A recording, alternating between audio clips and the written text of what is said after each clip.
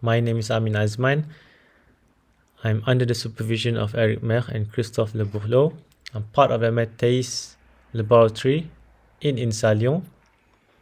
And the title of my presentation is In situ characterization of ductile damage using X-ray tomography and then analyzed by automatic tracking.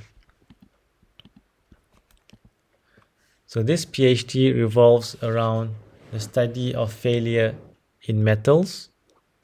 As we all know, metals are widely used in the industry thanks to its good combination of mechanical properties. And the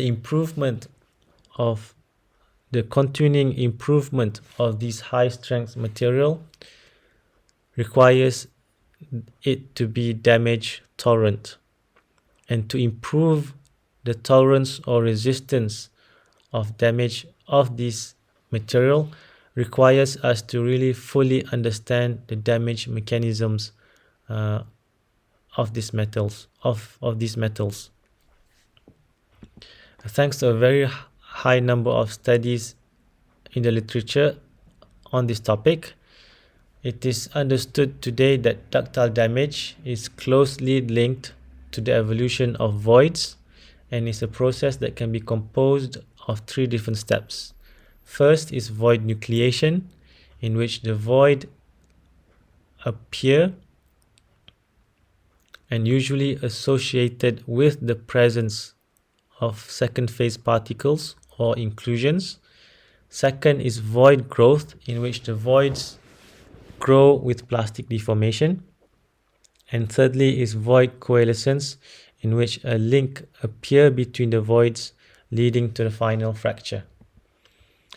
So in the past, such studies have focused on post-mortem samples, but today X-ray tomography is considered to be a widely adapted tool for ductile damage characterization due to its advantages for being non-destructive, allowing in situ characterization, and giving us full field 4D imaging. And it can detect voids down to the size of micrometers and even nanometers. So on the left is a schematic illustration of X-ray tomography. So basically, X-ray tomography is a 3D version of the classical 2D radiograph. Here, the sample is rotated around an axis perpendicular to an X-ray beam, and then a series of projection of these angular positions are then recorded, and it is then reconstructed to give a 3D imaging inside of a material. So the popularity of X-ray tomography for ductile damage characterization can be seen in this graph, which shows the number of publications with the keywords of ductile damage and tomography, and it shows a rapidly increasing number of publications in the past 15 years or so, in which METAIS is a well-known user for this technique. So here's an example of qualitative and quantitative analysis. Here's a 2D slice from X-ray tomography, which in black here shows the voids. We can reconstruct the images in 3D to give a more clearer view of damage. So below are quantitative analysis. Here is the density of voids, which is usually a way to quantify nucleation. However, we have seen in some cases that coalescence events, especially at the end, does interfere with this quantification of nucleation. Here is the void volume fraction, or the volume of porosity. So you can see that the increase of this void volume fraction with deformation can be due to void nucleation, but also to void growth and quiescence.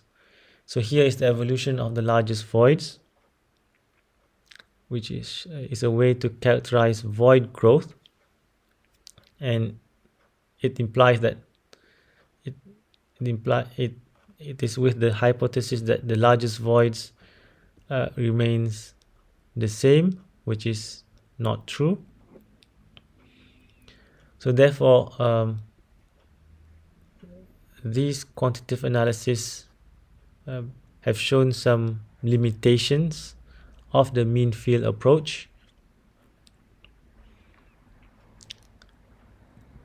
and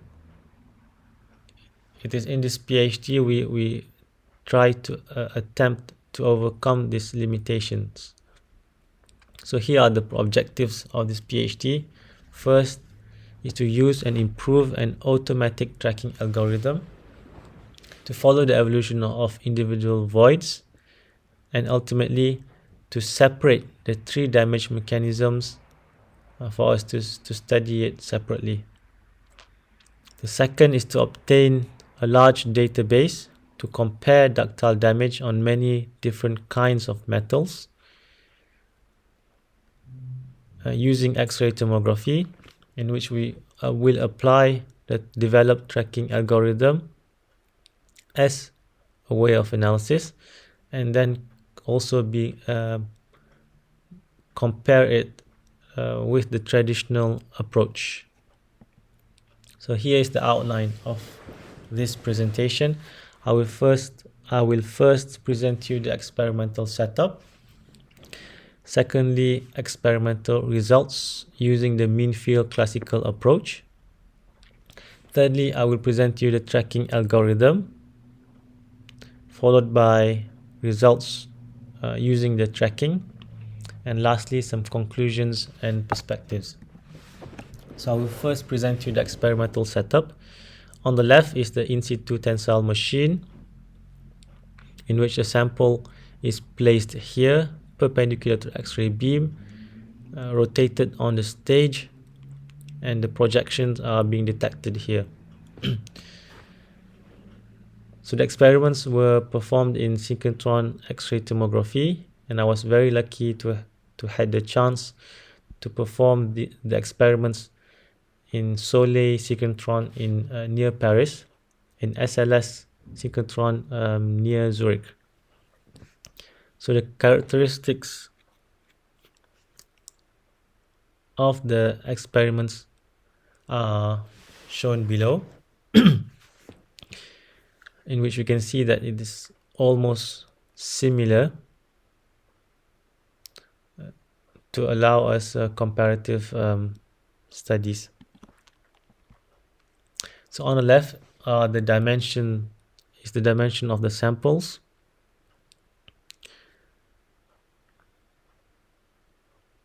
So the material are machined into XC symmetric samples of diameter of 3 millimeters and a center notch area with a radius of 1 millimeter.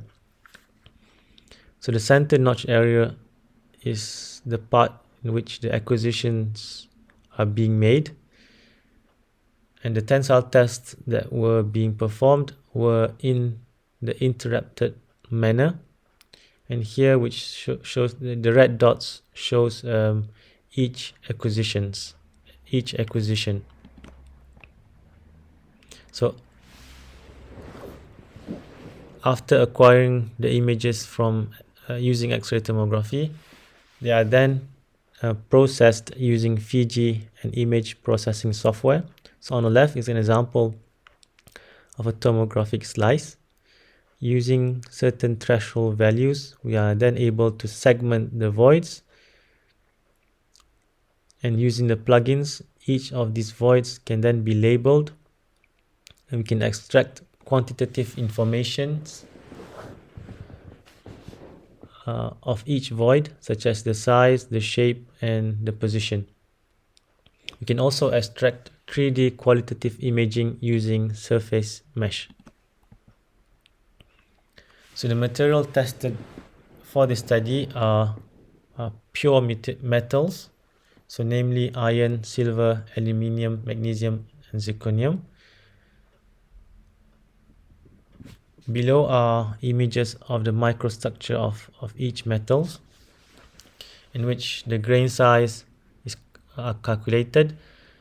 We can see that there's an average between grain size of between 5 to 10 micrometers, which shows that it is more or less almost the same. So we now present you the experimental results using the mean field classical approach. Here is the mechanical measurements. On the left is the true stress, true strain.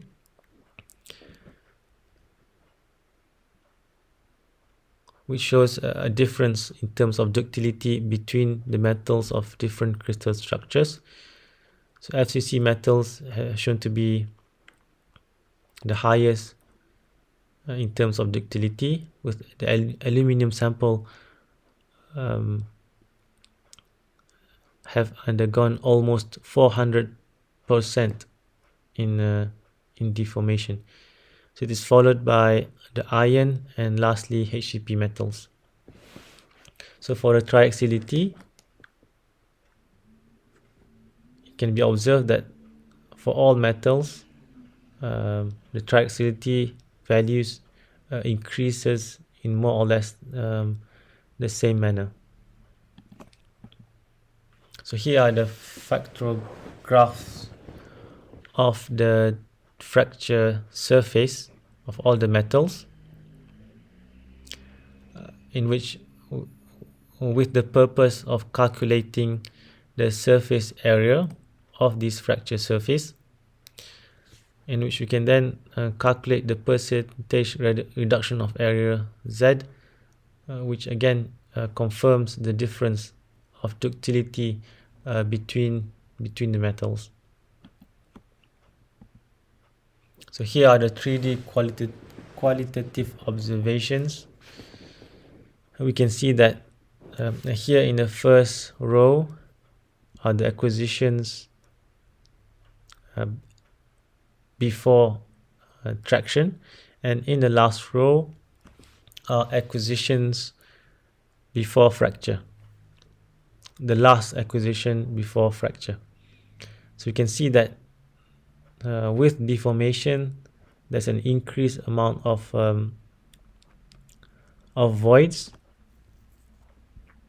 We can also observe for FCC metals there's a change of shape of the metal, which is due to the high amount of plastic deformation. So here are the quantitative analysis which have been performed in this center area of the notch with a chosen subvolume of 200 micrometers in height and also diameter.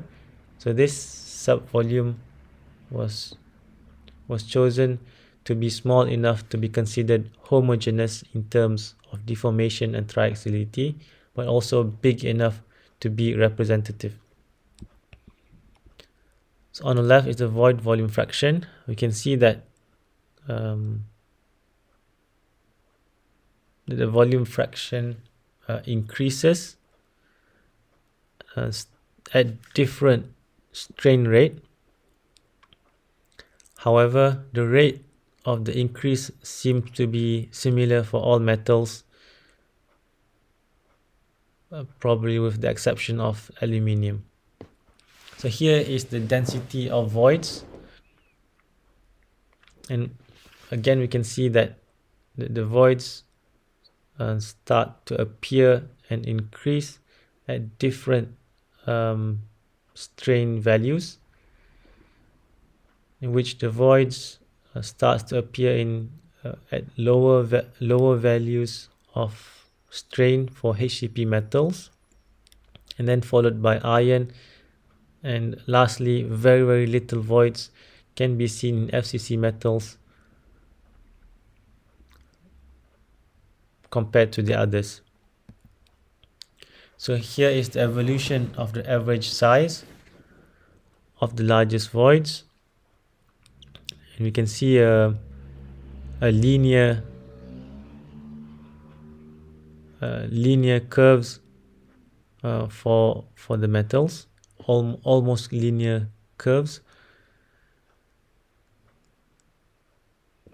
And by calculating the fit, by calculating a fit value, by calculating a linear fit value of these curves, we can quantify the growth rate of each curve, and is then plotted again the yield stress for this material, but also other material in the literature. And we can see here a linear relationship between the growth rate of the largest voids and also the yield stress.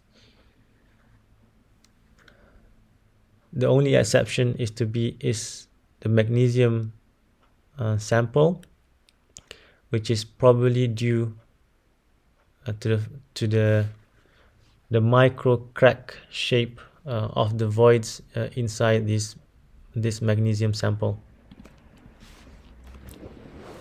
So here is an evolution of average aspect ratio, which is to quantify the change of shape. You can see here that the values fluctuates. It increases, decreases, and increases, and it is probably due to coalescence, which can drastically change the shape of the voids. So from this graph, it's not very clear and very difficult to make any kind of remarks. And so this highlights again the need to separate the damage mechanisms to get a more complete and precise view of damage. So as a summary of results, we have seen difference in terms of ductility between the material, a difference in terms of for the void nucleation, in which voids appear at different strain rates. And we also have seen a correlation between the growth rate and yield stress. However, we have also highlighted the limitations of this classical mean field approach, and therefore a strong need for automatic tracking for a full field approach. So I will now present you the tracking algorithm. So the tracking algorithm is to track every single void across all time steps, with the final aim to separate the three damage mechanisms of ductile damage. So here we can see that each and every voids are being tracked across all time steps, and here below is an example of one track. So this allows us to study void nucleation, as shown in blue, allow us to study void growth and also void coalescence. So how does this tracking algorithm work? So it is written in the Python coding language, and based upon the idea and the principle shown in this study by Dr. Lecomte. So the basic principle of the tracking algorithm is by connecting each void to all the voids in the next time step by calculating the probability of the connection. So we will then obtain a graph of probability of all connections of voids between a time step and another. So using the shortest path algorithm, we can then the probability with the highest probability, the connection with the highest probability will then be chosen.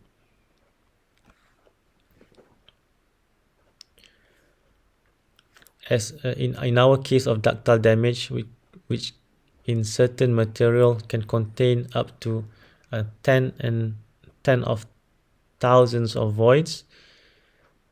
So the final graph can be a connection, can be a graph of probability of millions of connections, and also by taking account the physical aspect of the voids, such as the shape and the size. This can be a very long and time consuming process. So therefore we decided to first perform a rough estimation filtering using the bounding box distance, which is a very easy and quick way to calculate. So this eliminates most of the improbable connections, and in most cases this process removes almost 70 to 80% of connections. So the remaining connections are then recalculated its probability using the real distance, which is more precise for the final calculation. So it is also important to perform a correction before the tracking procedure for the voids to be as close as possible, which allows us a good tracking to allows for the tracking algorithm to work correctly. So here's an example of a track coalescence in which on the left, in the previous time step, are 17 smaller voids, and the tracking algorithm have successfully tracked all of the 17 voids in this big coalescence event. So this is just to show how accurate the tracking algorithm can be. So once the voids are tracked, we can then perform a void nucleation analysis, in which all the first voids in a track is considered to be nucleated voids. So by extracting all the nucleated voids, we can obtain very important information regarding the nucleated voids, such as the size, the shape, where it happens, and when it happens. We can also perform void growth analysis, in which here we can follow the evolution of a single voids. So we can really study the evolution in terms of size and also the shape. We can also perform void coalescence analysis by extracting all the coalescence events, and we have information not only regarding the coalescence voids themselves, but also the coalescing voids before the events. So here's an example of analysis. Here is the quantification of nucleation and coalescence, and here is the evolution of individual voids.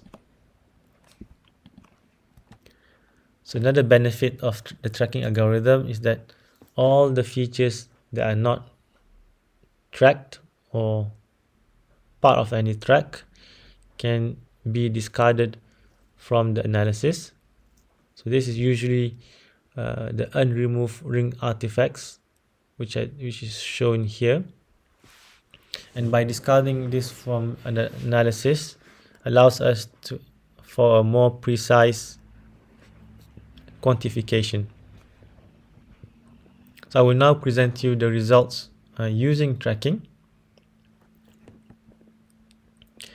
So the tracking have been applied to all the metals except for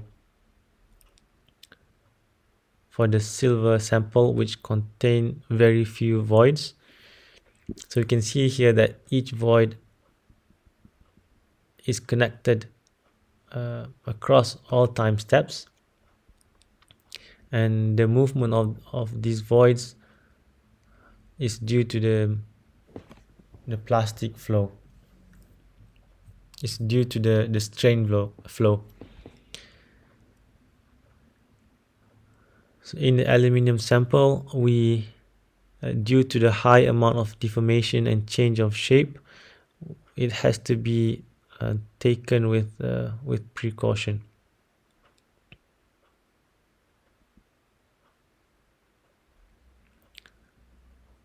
So so the analysis from the tracks from this tracking is performed in this chosen sub volume of a height and diameter of 200 micrometers. So we can first perform a separation of the void volume fraction using tracking. So here are illustration showing voids from 3 different time steps. And by calculating the voids, we can the volume of the voids, we can calculate the void volume fraction. However, using tracking, we can separate each mechanisms from the original. We can separate the volume in terms of its mechanism. For example, on here is a non-track feature. We can distinguish between initial voids at time step 0 and all the nucleated voids. We can also separate or calculate the growth volume from growth and coalescence. So the void volume fraction without tracking here can be decomposed into different parts as shown on the right. So here is an example. Here is the void volume fraction. Above is the void volume fraction due to void nucleation, and below is void volume fraction due to void growth and coalescence. So you can see here that despite the high number of nucleation,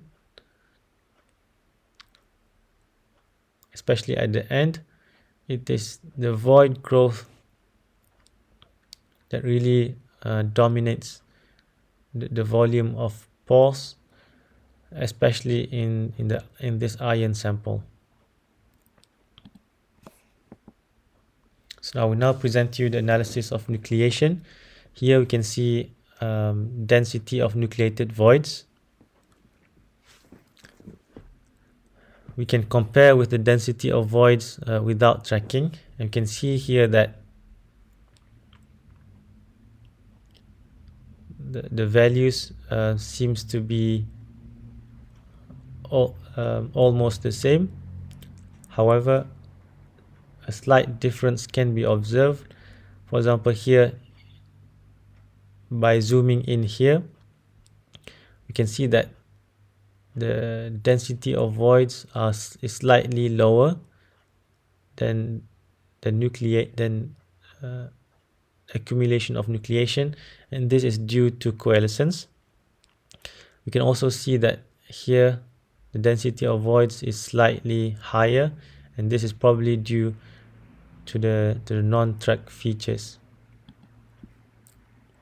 So this shows a good utility of the tracking algorithm, which allows us for more precise quantification of nucleation.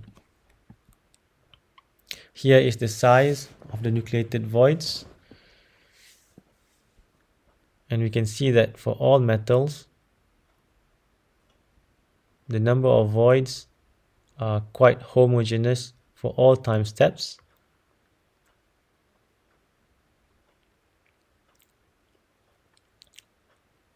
And this shows that the nucleation process have been well captured using the tracking algorithm. So here's a visualization of the evolution of the largest void extracted from the tracking.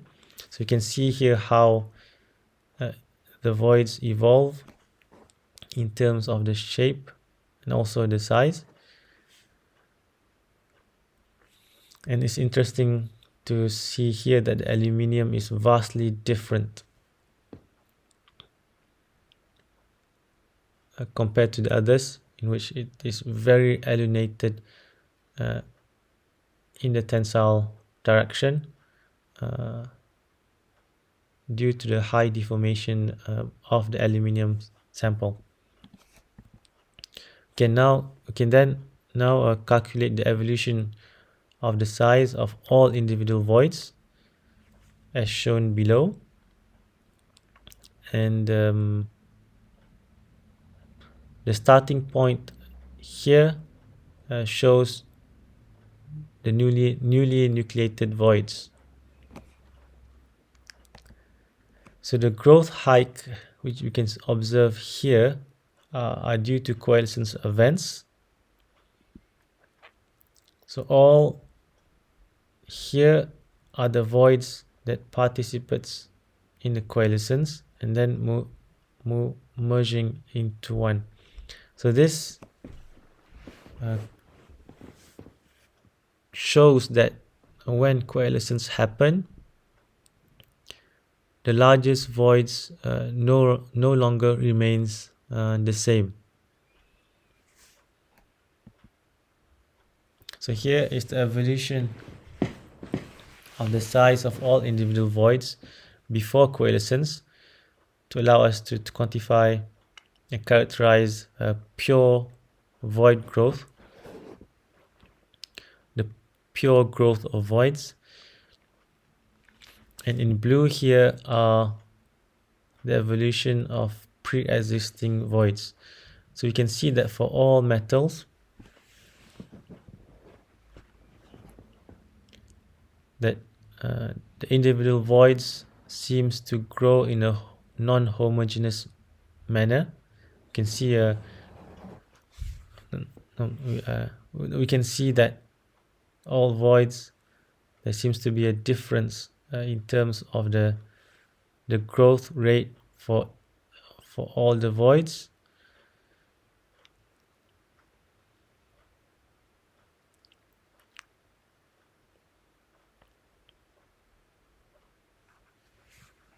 And this is probably due to the local microstructure inside the material.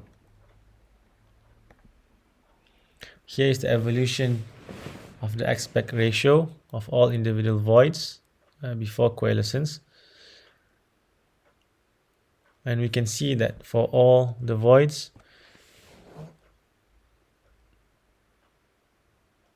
they grow in a homogeneous manner.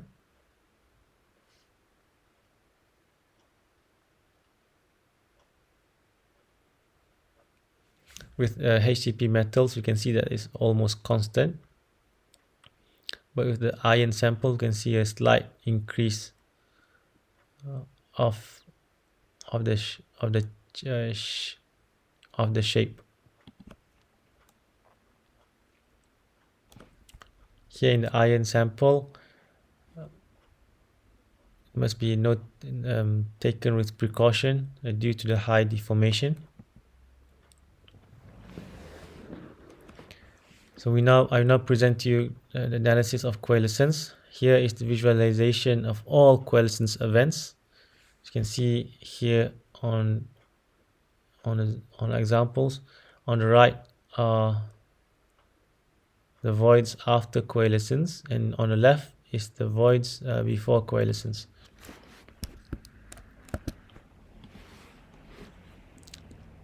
So it's interesting to observe the difference between the examples of these coalescence.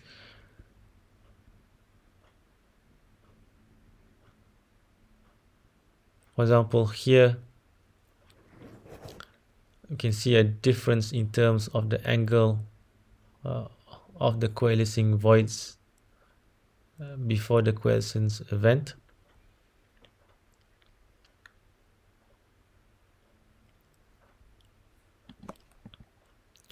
So we can first distinguish the type of coalescence depending on the number of coalescing voids. So you can see here that in blue, which are two coalescing voids, which shows that for all the metals, the majority is between two voids.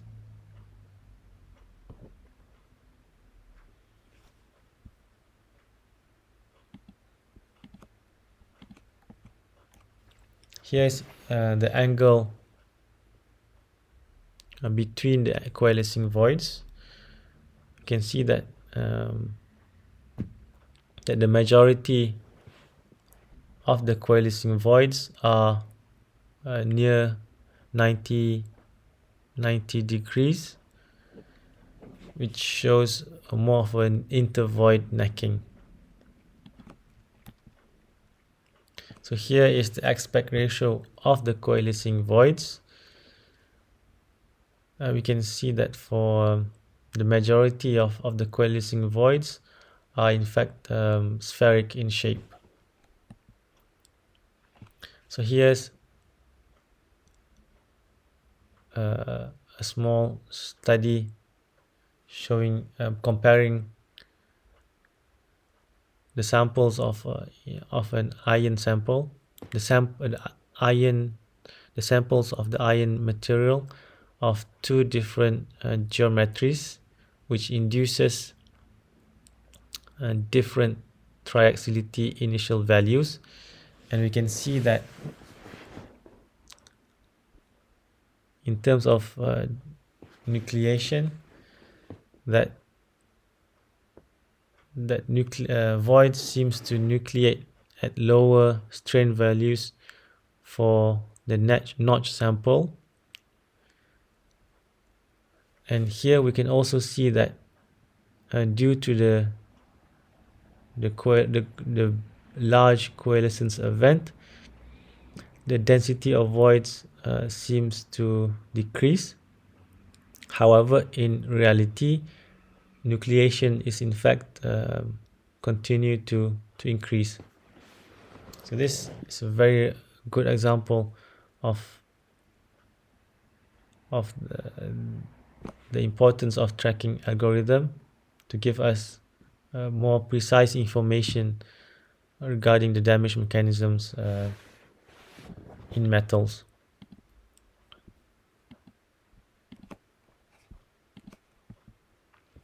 So we now present to you the conclusions and perspectives. So to recap, the first objective is to use and improve the tracking algorithm to separate the three damage mechanisms. So we have able to further develop the cavity tracking and successfully applied to several metals. It gives us extra dimension to study the evolution of voids with new full field 4D information of the three damage mechanisms. So for nucleation, we're able to quantify more precisely compared to density of voids. We're able to study the size of the nucleated voids. We've also able to study the evolution of each individual voids in terms of its volume and shape. We're able also to study more on the coalescence of voids, and this rich information complements well previous classical approach. So the second objective is to obtain a large database of ductile damage using X-ray tomography. So the ductile damage of several pure metals have been characterized using X-ray tomography.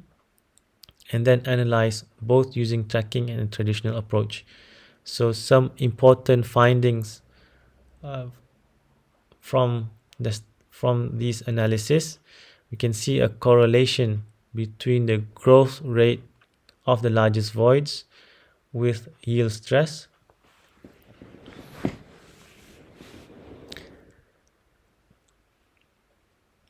We have seen a difference.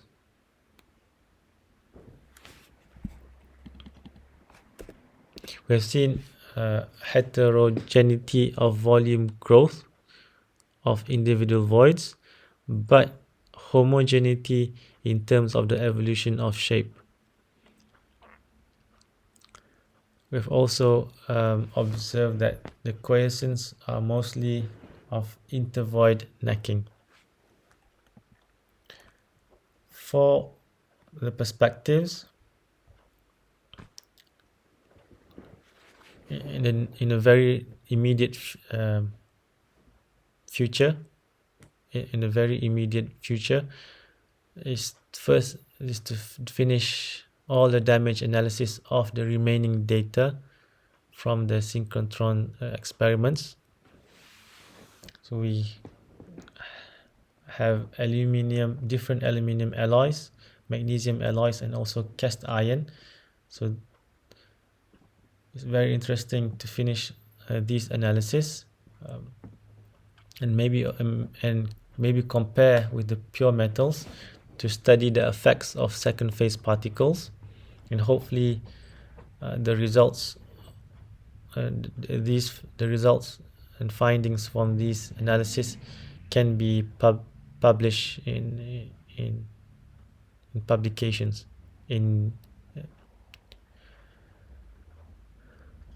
So secondly, we can apply the experimental results on prediction models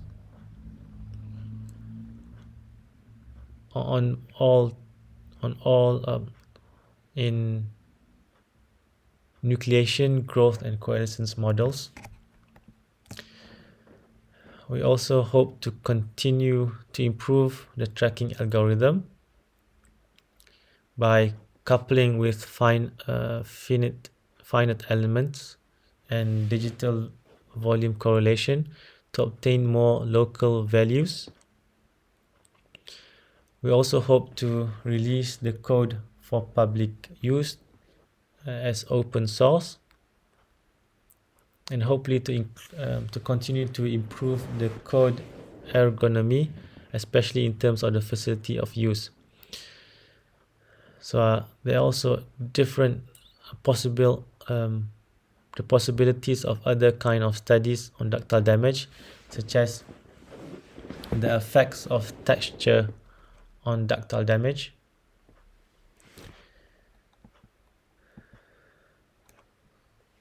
So before I end this presentation, I would like first and foremost to thank the members of the jury for accepting to be part of this jury today, and especially the reviewers for reviewing my thesis, and my deepest appreciation to the Meteis department for all the support and guidance and help, and lastly to friends and family. So thank you all for listening.